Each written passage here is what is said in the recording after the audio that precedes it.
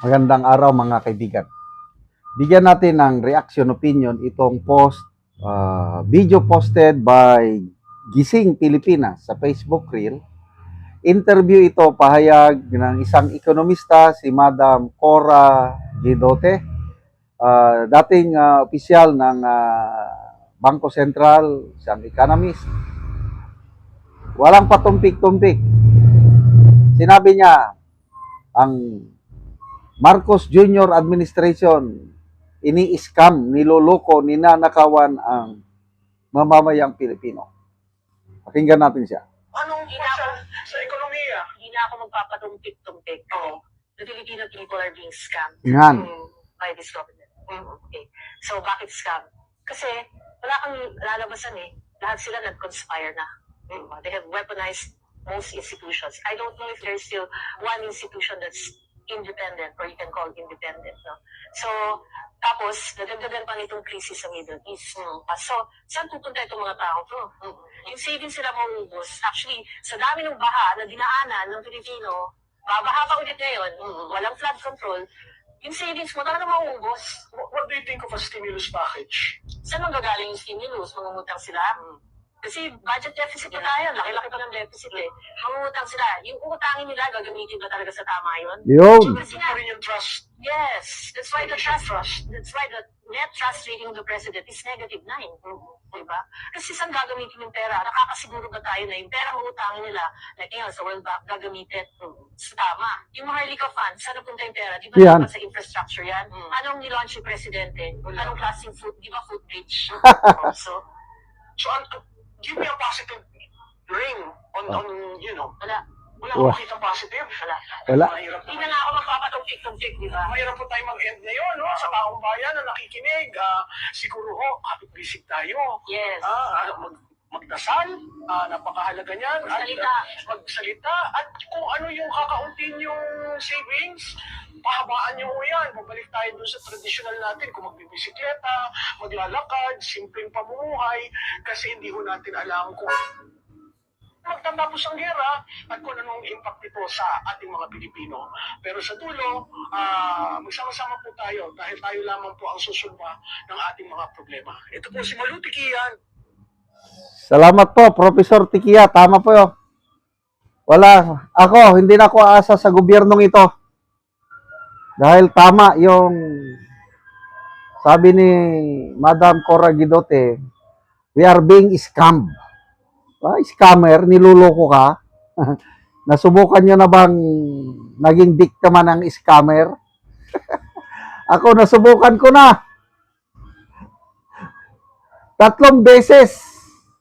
Hirap ma-scam ba? Kung lulukuhin ka lang, mawawalan ka ng pera. Kaya ako, maingat na ako.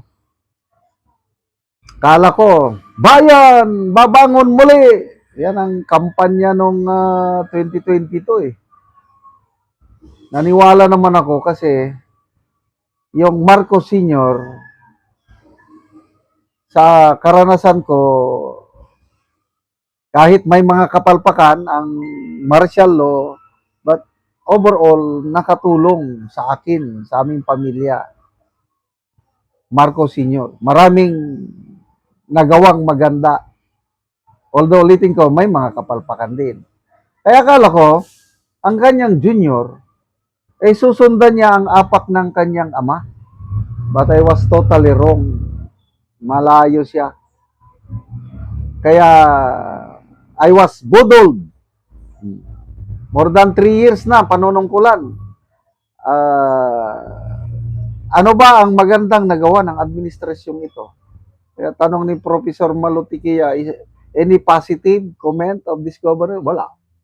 Ako rin. Ano ba?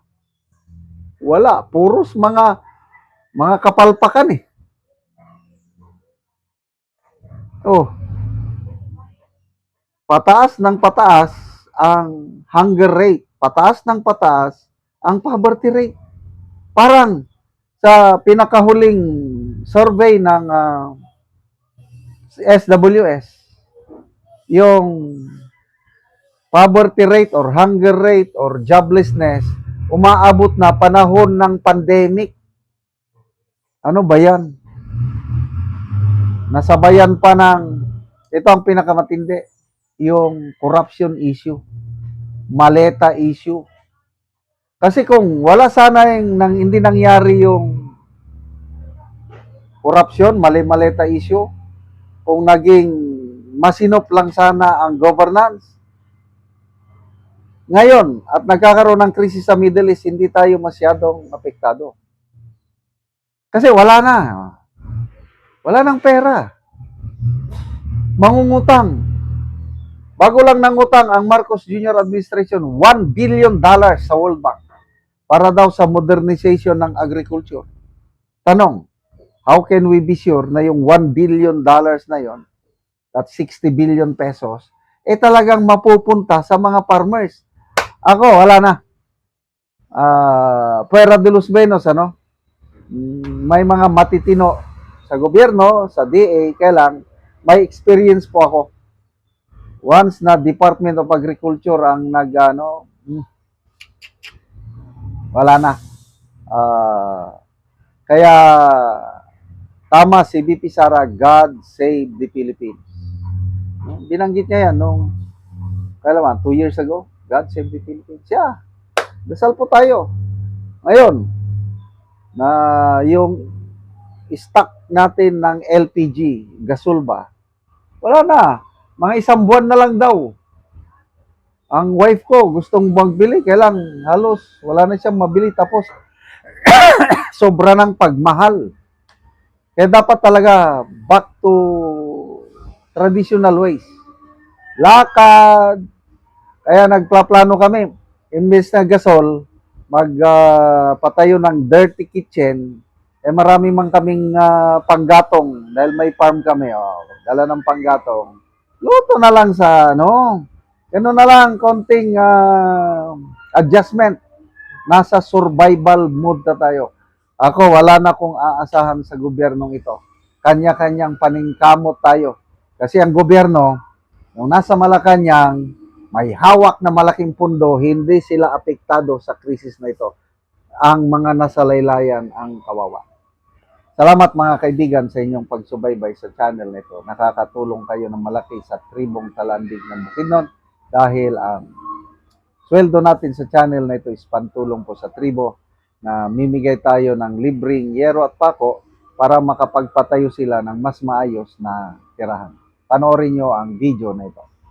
Karon mo na nag-atop sa natagaan na Mugero, so mag-atop na din siya karon.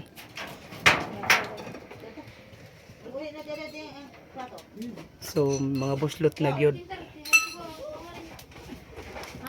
So pag-isplastipan lang gani ang uban. So mo na ni ang yero nga among gihatag.